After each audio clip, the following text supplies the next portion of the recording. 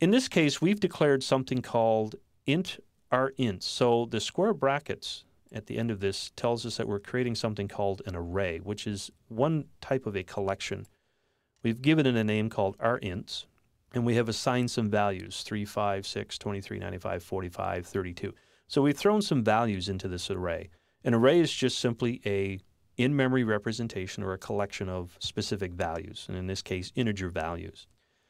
I've created that because I wanted you to see how the for each loop works. Up here, we simply counted up to 10 or up to 9 because we did less than 10 up here. In this case, we actually have a collection of values that we're going to iterate over.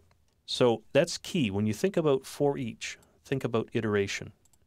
Within our for each parentheses, we say for each int item. So I've declared a data type of integer called int.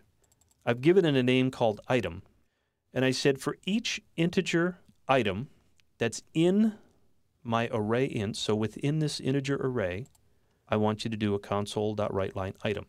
I don't have to worry about setting up what's known as a sentinel value, which is a value that determines when the loop should end, because I've simply said for each item in here, I want you to do this.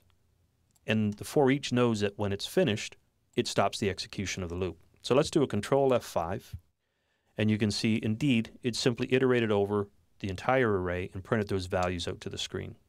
So a similar concept to the for loop, but it works much better when we're dealing with collections of objects. Let's comment this out with our control C, and let's have a look at something called the while loop.